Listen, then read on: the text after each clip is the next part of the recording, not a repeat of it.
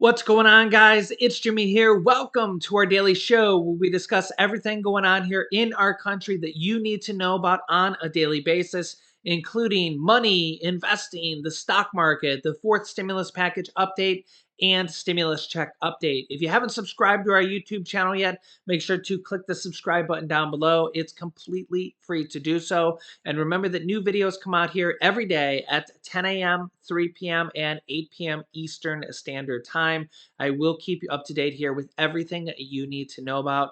And also, thanks for hitting the like button for us down below. President Biden has a major announcement here regarding student loan forgiveness. And Democrats are talking about multiple stimulus items and more aid for Ukraine and for the virus and stimulus packages. We're going to be going over multiple different things here, and we have a lot of states here that have already passed stimulus checks and multiple different things, reducing gas taxes, reducing grocery taxes, and passing tax rebates or stimulus checks. We'll be covering a lot of different things here in this video. We will also hear from Congresswoman Pramila Jayapal in this video, where they're combining a couple different aid packages here for virus money and for the Ukraine money in one package.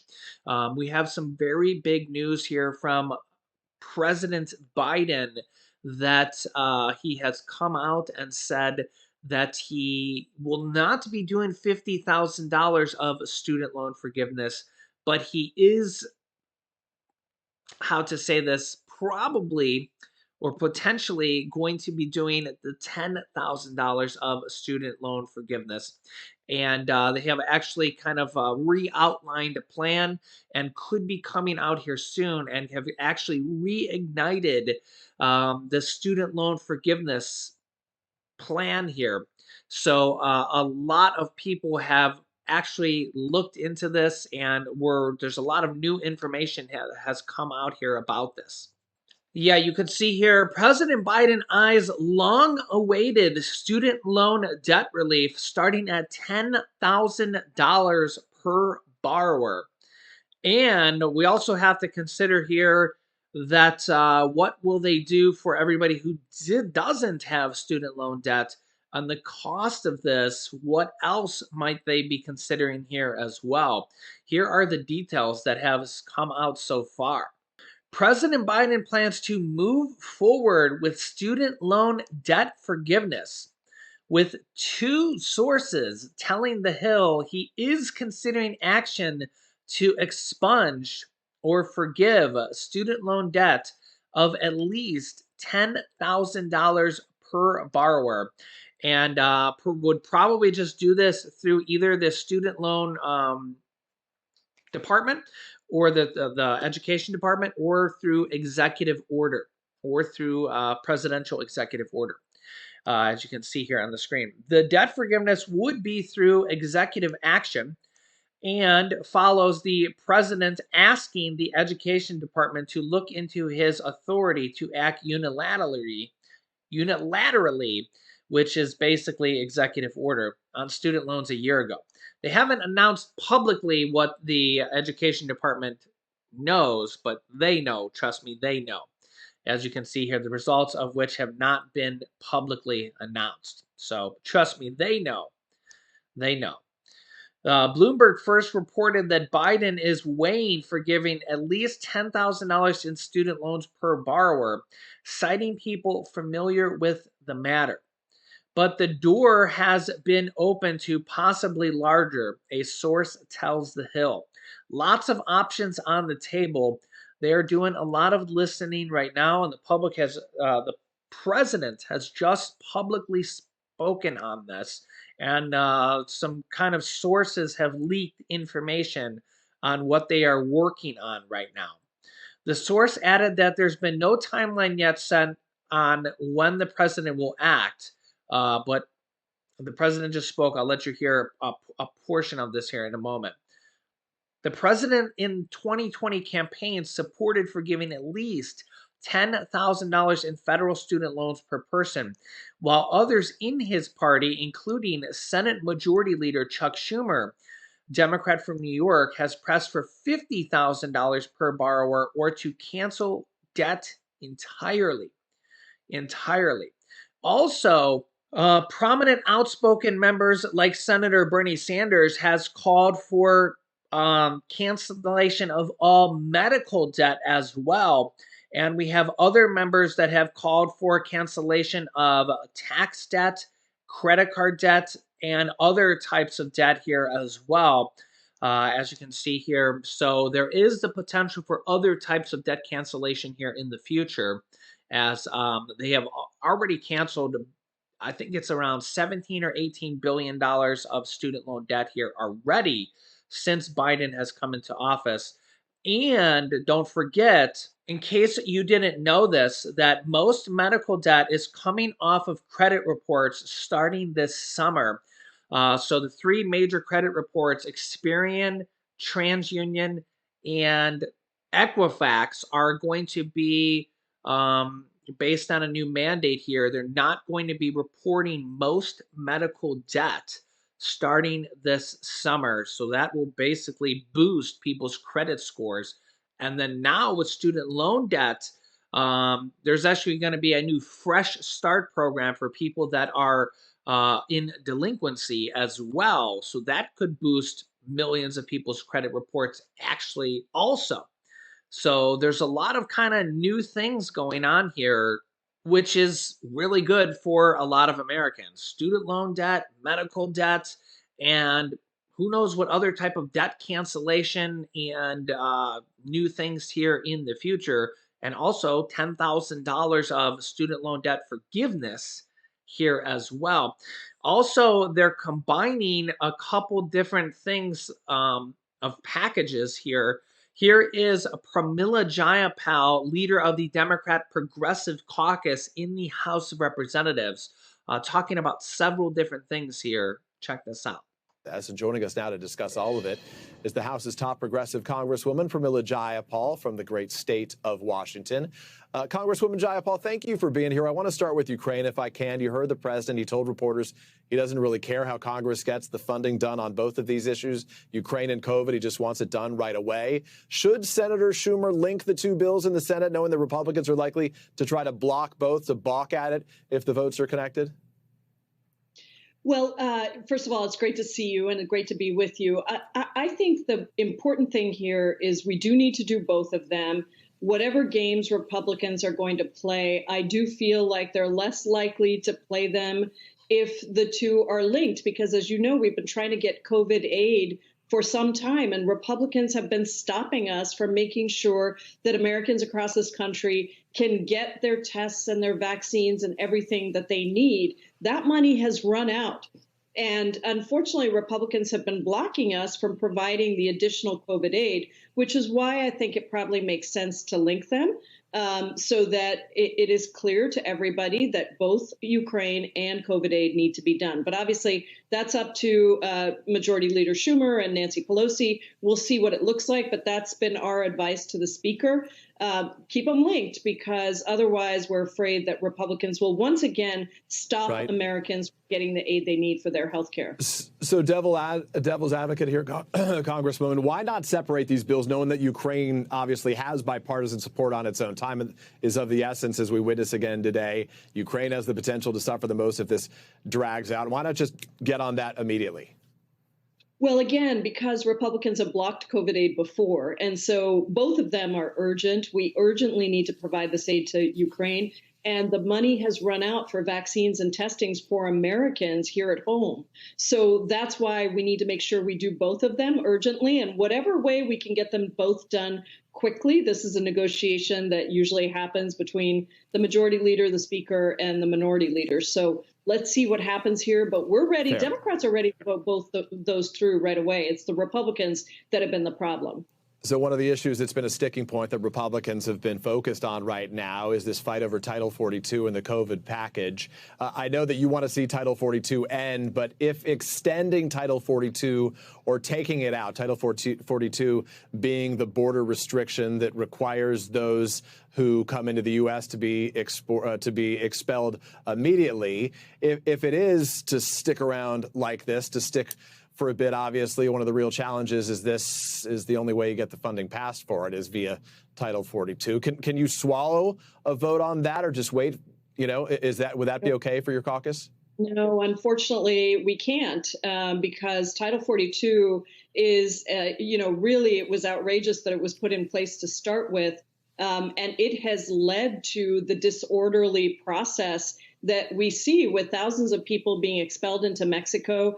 The Republicans can't have it both ways. They're saying that we don't need more COVID aid because there isn't a health emergency, and at the same time they want to keep Title 42 in place, which is a public health law that the CDC has said we should lift. So honestly, I got to tell you, I'm an immigrant, and I am tired of the way that Republicans have scapegoated immigrants and continued to do that. Title 42 has nothing to do with keeping our border safe. What we really need to do is pass comprehensive immigration reform. And so the CPC, along with the CHC, the Congressional Hispanic Caucus, and the Congressional Progressive Caucus have both said that we will not support legislation that includes a reinstatement of Title 42. It's just scapegoating immigrants, and it does nothing to protect us on health or on border security. So that is not going to be, that's going to be a non-starter. Let me ask you about another topic where the president made headlines yesterday. He said of student loan forgiveness the following. Take a listen. Here it is. I am considering dealing with some debt reduction. I am not considering $50,000 debt reduction, but I'm in the process of taking a hard look at whether or not there will be additional debt forgiveness. And I'll have an answer on that in the next couple of weeks. So, Congresswoman, is getting rid of some student debt enough, or does it not go far enough? Does the president need to go farther? Well, look, we're thrilled that the president is committed to canceling some student debt. And we talked to him a couple of weeks ago when the Progressive Caucus met with him in the White House. We told him this was one of our top priorities. 45 million people across the country have student debt, and it's crushing them. And so we know that the number will be somewhere between the 10,000 that he promised on the campaign trail and the 50,000 that we have been pushing for. Maybe it can be 10,000 enough? Well, look, that's what he promised on the campaign trail. We've been pushing for 50,000. Somewhere between that is going to be the right number. And we're going to celebrate that number because it means that millions of people will get relief for their student debt. I'm still pushing for 49,999. He said it's not going to be 50, but he didn't say it's not going to be 49,999. So let's see how far we can go. It almost sounds like Herman Cain right there with the 999 numbers. Let me ask you about what we heard from Chuck in just the last segment. We played an excerpt of his new episode of Meet the Press Reports, Democrats' Struggles in Rural America. The chair of Nebraska's Democratic Party recently said this. This is from late last year. They said the party essentially has no leaders on the national stage in elected office or on party committees who live in a rural community. This leaves a practical void in understanding rural voters. There's no voice in the room when strategy, message, and funding decisions are being made to make the case as to why rural voters should be a key focus of the races across the country. How do you address what even some rural Democrats view as a real blind spot in your party when it comes to voters who live outside cities and suburbs? Well, I really agree with her. I mean, I think that it is really important for us to have a rural strategy. Yeah, so just to give you an idea here of about how much this student loan forgiveness would cost the government, it is $373 billion. $373 billion with a B. That is if they did $10,000 per person of student loan forgiveness. You can see here President Joe Biden proposed forgiving debt of up to $10,000 per person when he was campaigning per office. Under this plan, the cost would be about $373 billion. Okay. There is a little bit over 40 million Americans that have student loans right now. Okay. What's interesting here is that My wife actually used to have student loans, and we already paid them off. So I actually have no ill will towards that. I don't. I actually think that, and I've said this many times before. I think I don't feel bad about this, that we're missing out on $10,000 or anything like that. We've given away well over $10,000 to our community, to our viewers here. I'm more along the lines of, I think that anybody that can get help or needs help should get it. So I don't have ill will towards if you think about all the different programs that are going on right now, SNAP assistance, food assistance. I just covered a new food program where that may have been going on here for a while that a lot of people don't know about. I just covered it in a previous video. I'll link you to that video here. It's for seniors, actually. Um, I'll link you to that video here at the end if you didn't see that. But we think about SNAP assistance and the bonus SNAP assistance that's going on. We think about rent assistance and mortgage assistance and utility assistance that's going on right now. We think about the child tax credits, which have actually been paused for now. Um, we need that to continue to go on. We think about all the different things here, like the pandemic EBT assistance and the unemployment assistance that went on, the Paycheck Protection Program assistance, the 3 stimulus checks that have gone on. What's interesting here, all these different stimulus packages that have gone on, and also the state stimulus checks that are going on right now.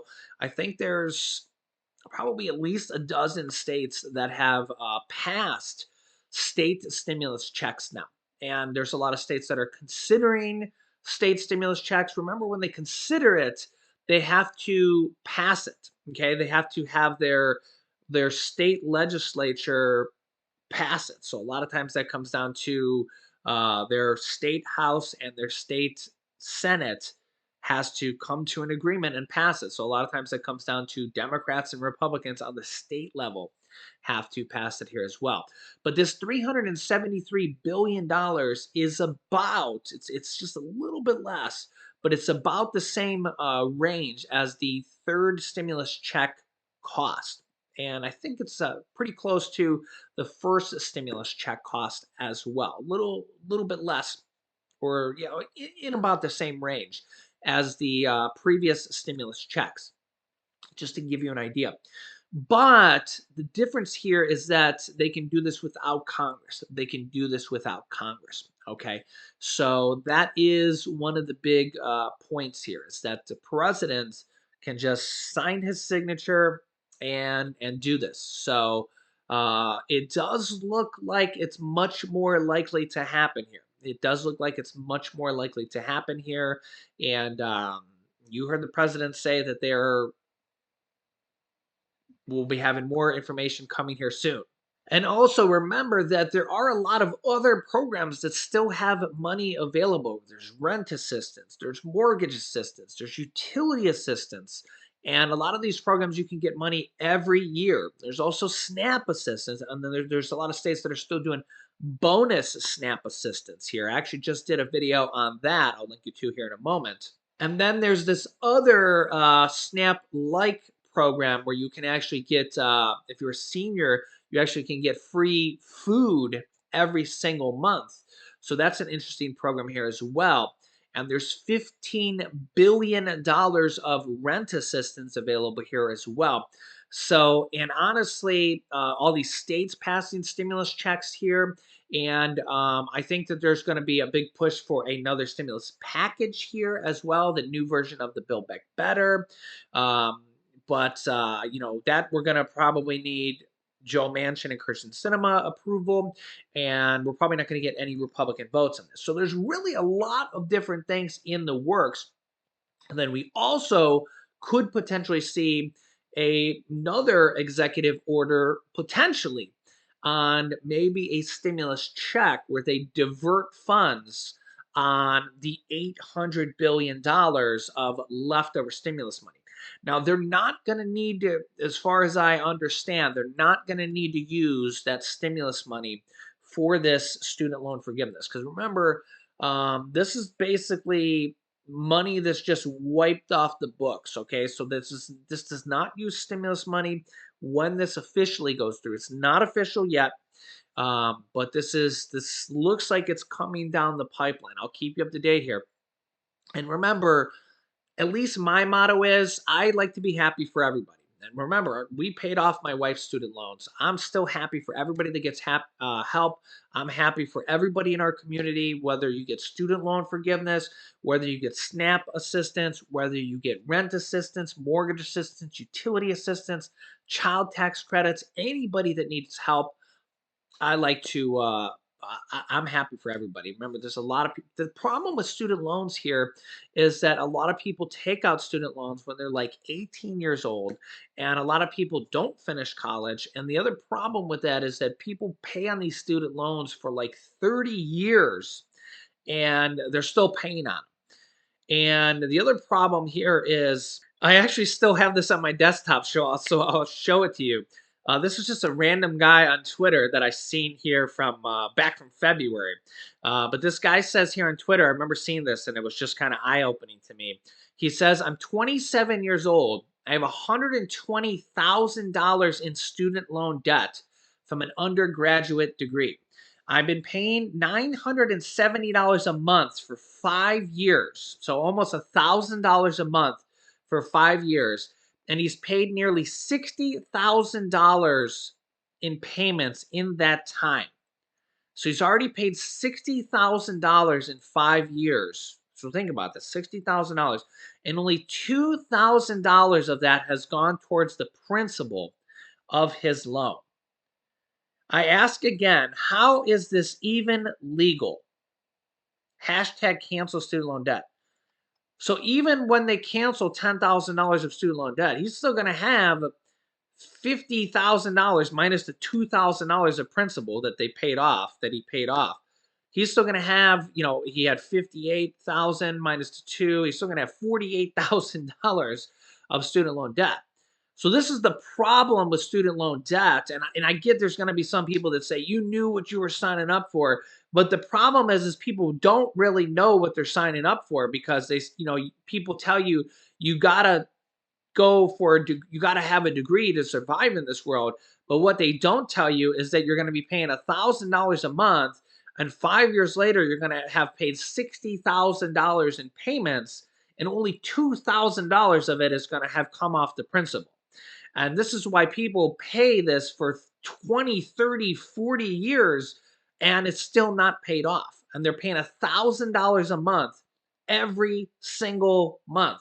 And look at this. Here's a guy with his real world situation, and he's paid $60,000, and only $2,000 of it has paid off the principal. And this is why student loan debt is just an absolute nightmare because it's for some people, it's just impossible to pay off. And yeah, it's just these type of situations are kind of heartbreaking for a lot of people.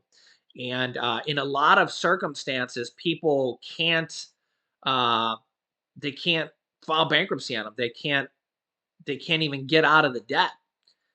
You file bankruptcy, and in a lot of circumstances, they can't even get rid of it.